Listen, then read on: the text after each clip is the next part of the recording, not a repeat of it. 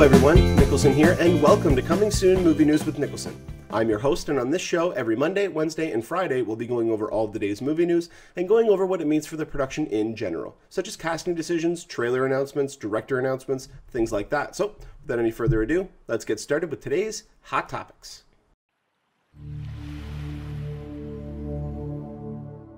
And the first topic that we have to talk about today is in regards to the upcoming Harry Potter spin-off. Now, it was reported a while ago that Warner Brothers was looking at Alfonso Cuarón to direct the first installment of Fantastic Beasts and Where to Find Them, which is a spin-off of the Harry Potter franchise set 70 years before the first book. Now, Alfonso Cuarón did pass on the movie because he had just spent the last 4 or 5 years working on Gravity, and he really wanted to take a break, and maybe if he did want to do a film, it was going to be a smaller scale film, but he did not want to approach this project again. So Warner Brothers then, they kind of took a little bit of a step back, and now it's actually been announced that David Yates will be directing the first installment of Fantastic Beasts and Where to Find Them.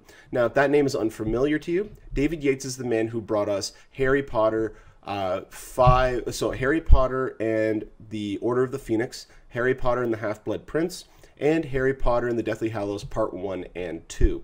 This is the man who finished the entire saga, the last 4 films, or the last half of those films. So it makes sense stylistically and thematically to get the man who is responsible for arguably some of the best Harry Potter films to come back and reintroduce everybody into this world.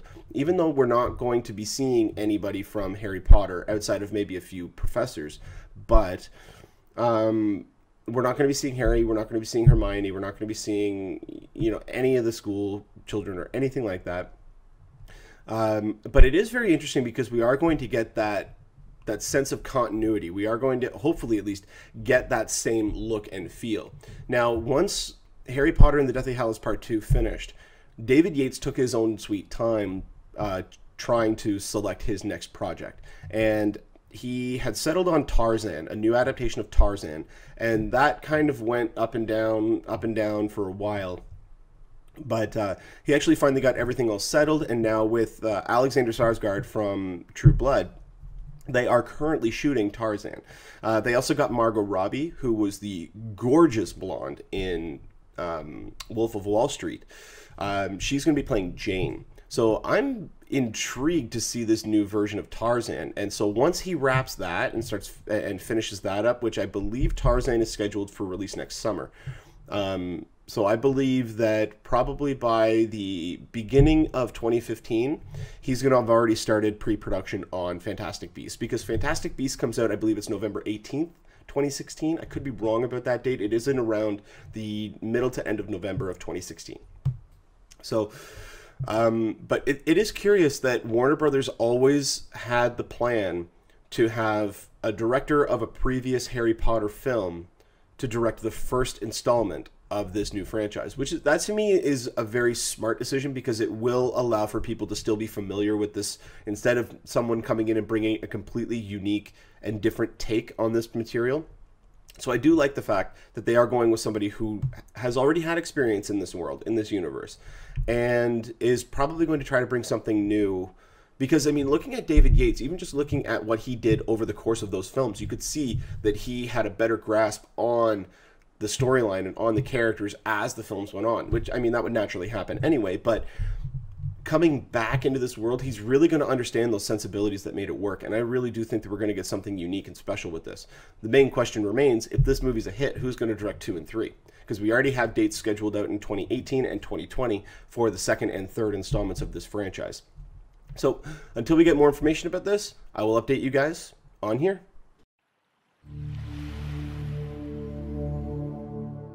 All right, and this next story here is kind of dividing people. For me, this is actually something that I've been hoping for.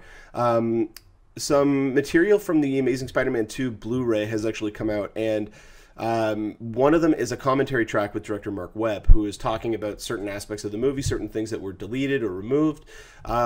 So certain things that have happened in Amazing Spider-Man 2 are about to be spoiled. So for those of you who have not seen the movie and still intend to without being spoiled, you guys can skip ahead to the next segment. Excuse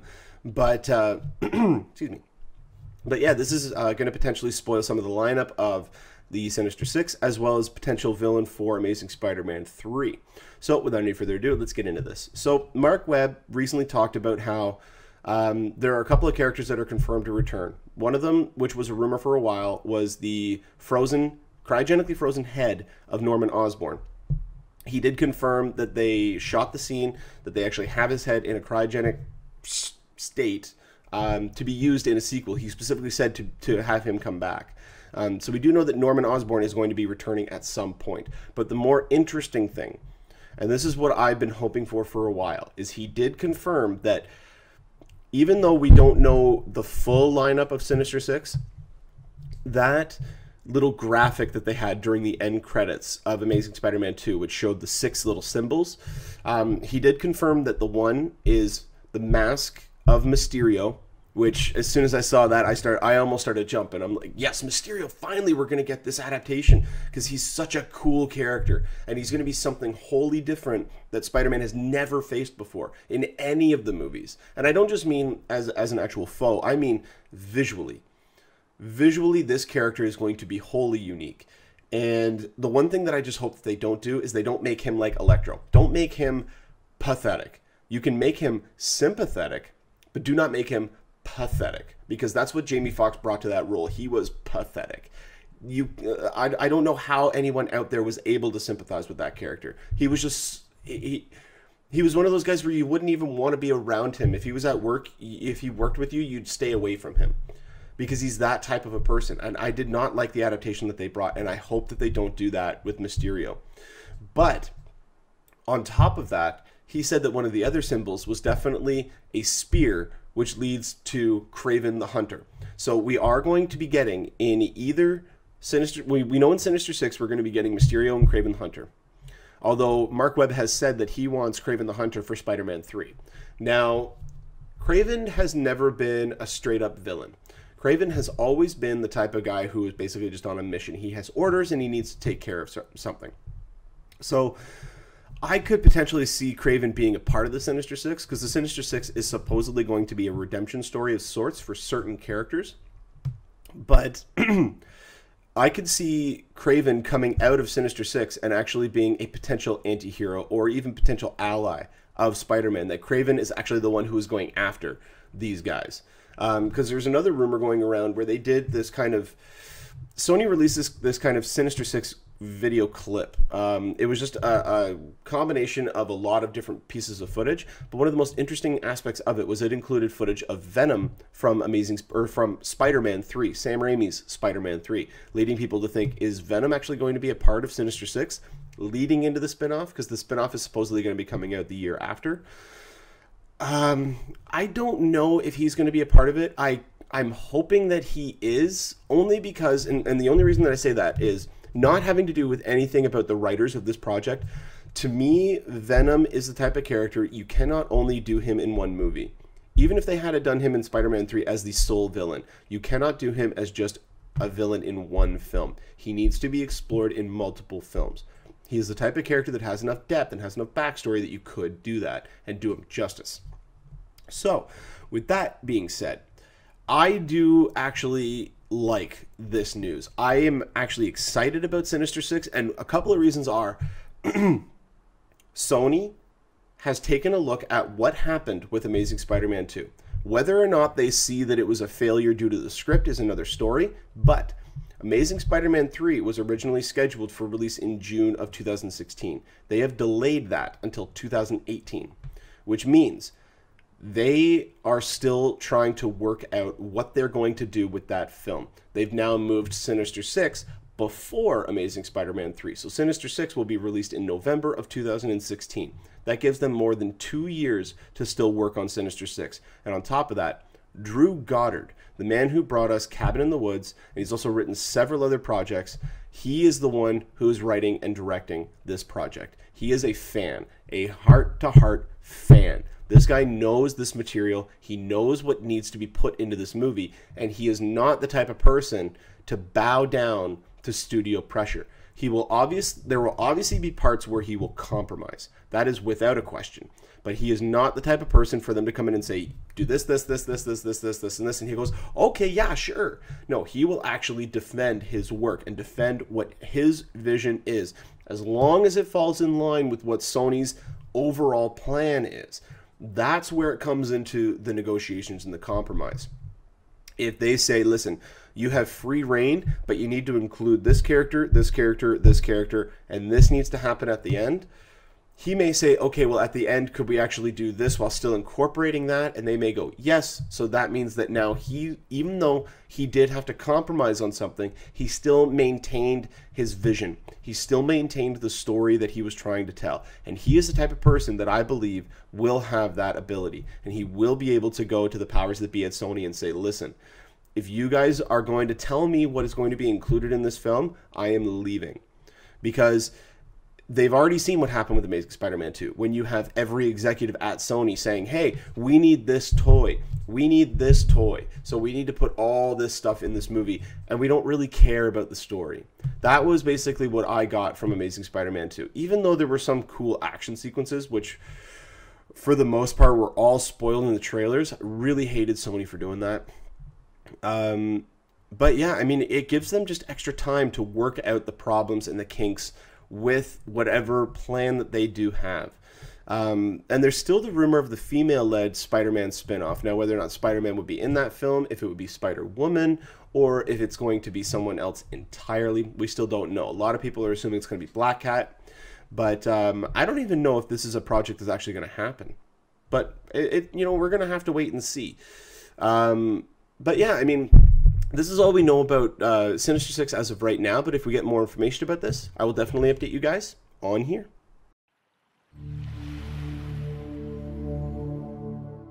This next story is going to be chalked up to rumor. There is nothing substantial about this outside of the fact that they want her for a role.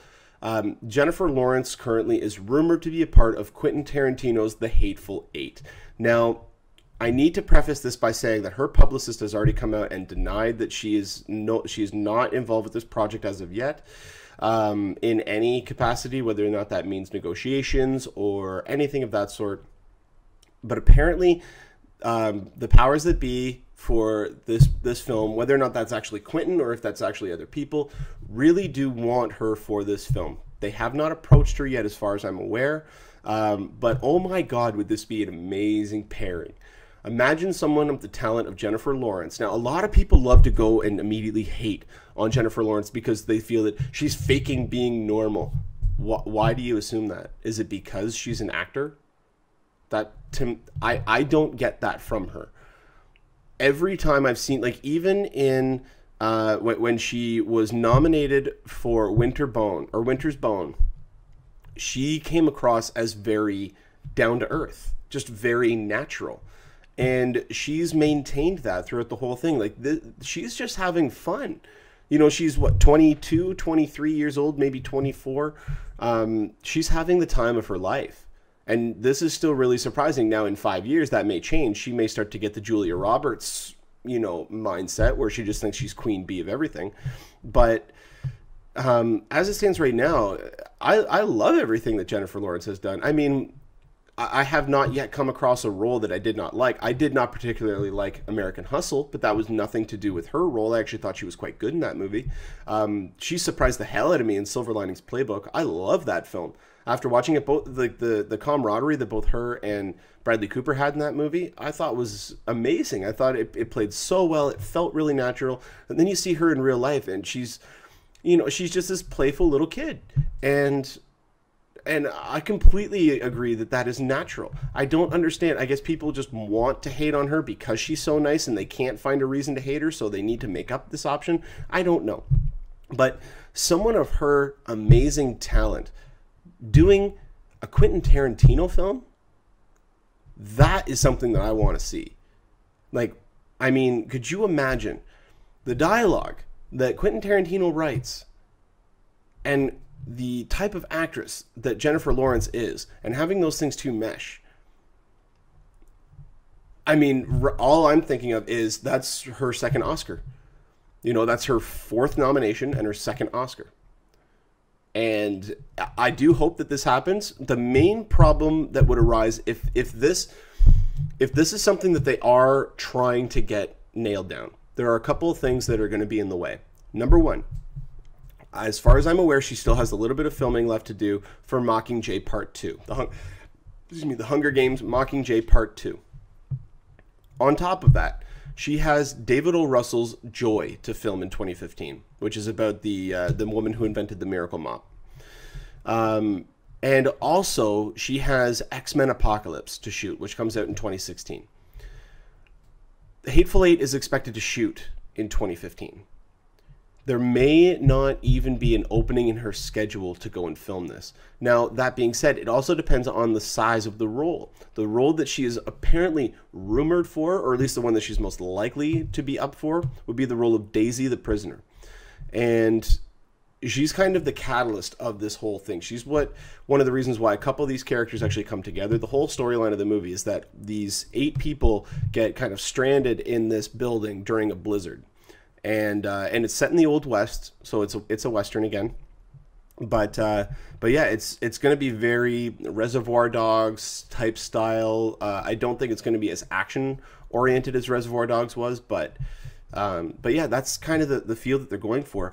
But she has so many projects lined up that I don't know if she's going to have time for this. But only time will tell. If we do get more information about this project, which I hope that we do, I hope this turns out to be right, because I would love to see a Jennifer Lawrence Quentin Tarantino pair up. But if we get more information about this, I will definitely update you guys on here.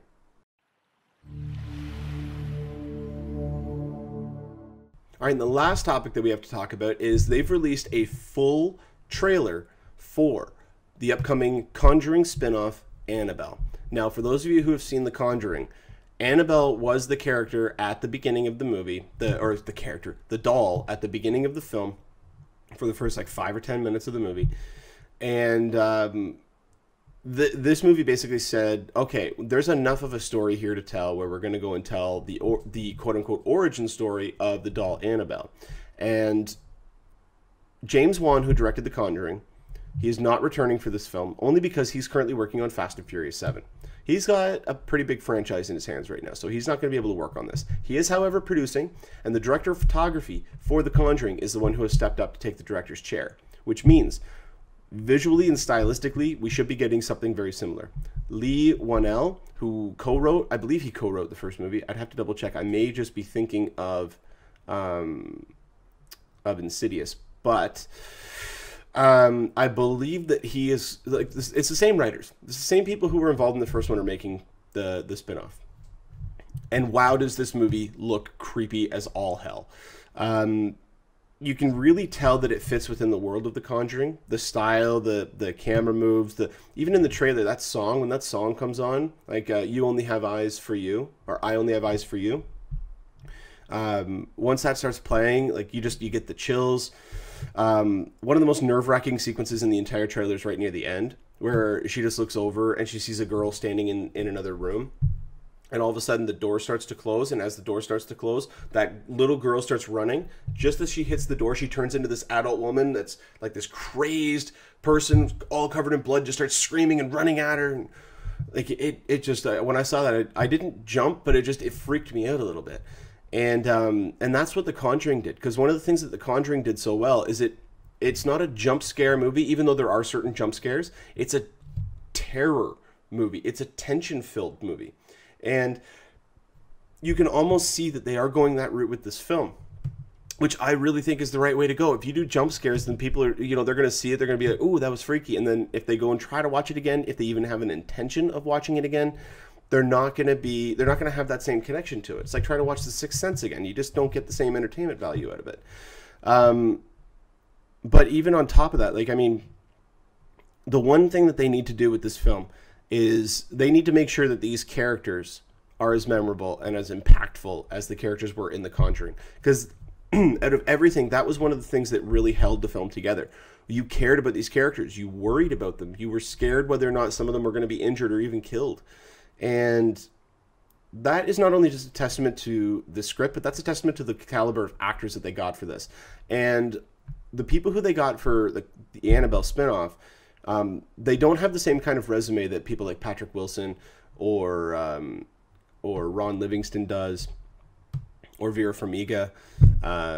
You know, I mean, it's gonna take some time for us to wait. I mean, it comes out in October, so we are gonna have to wait and see what this movie's actually able to convey, what it's able to do. But I am very much interested in seeing this movie. I'm not generally a horror person, but I was really taken back by The Conjuring. I really thought that was something special. It was something completely different. I wasn't expecting it to be as good as it was.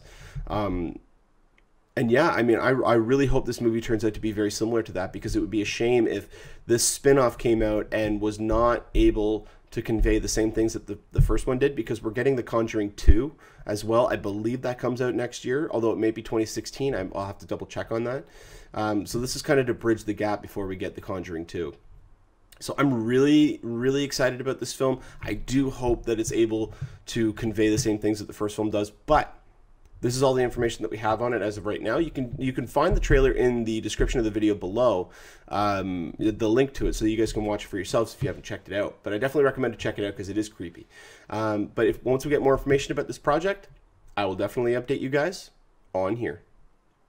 Well, that'll do it for us here on Coming Soon Movie News with Niklsun. Thank you so much for watching. You guys have been a great audience. Don't forget to click subscribe there in the bottom corner. You can get updates whenever we post a new video.